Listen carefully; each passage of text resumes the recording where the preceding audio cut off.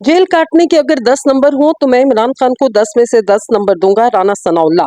वज़ीर-ए-आज़म के मशीर राना सनाउल्लाह ने मारूफ सहाफ़ी के पॉडकास्ट में शिरकत की और गुफ्तगू के दौरान सवाल का जवाब देते हुए कहा कि अगर जेल काटने के 10 नंबर हों तो मैं इमरान खान को 10 में से 10 नंबर दूंगा।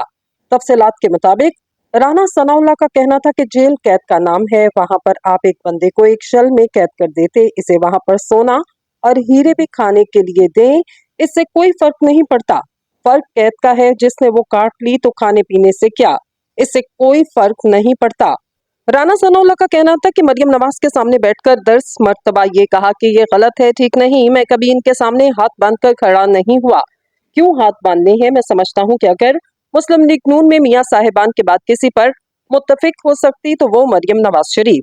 इनकी लीडरशिप में पूरी पार्टी इकट्ठी रह सकती। हमजा शहबाज अगर शहबाज शरीफ की तरह एक कदम पीछे रहकर चलें तो वो इनकी बहुत बड़ी ताकत बन सकते।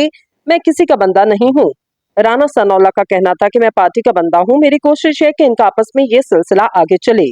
वक्त के साथ साथ ये अगली जनरेशन को जानी चाहिए। इसमें ये कहना कि इसके पीछे खड़े हो गए, हाथ बांधकर खड़े हो गए, हमने तो कभी नवाज शरीफ और शहबाज शरीफ के जूते सीधे नहीं किए, इनके पीछे कभी हाथ बांधकर खड़े नहीं हुए। जब कभी बात हुई, जो चीज लगता कि गलत तो कहा कि ये गलत है।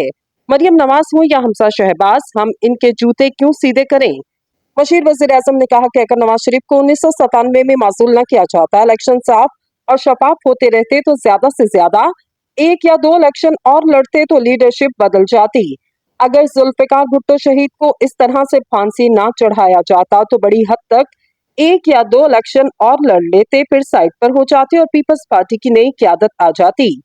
उनका मजीद कहना था कि 10-20 साल बाद ऐसे ही हो जाएगा जैसे बरतानिया, अमेरिका या दूसरे ममालिक में है, जिसकी आप मिसाल दे रहे।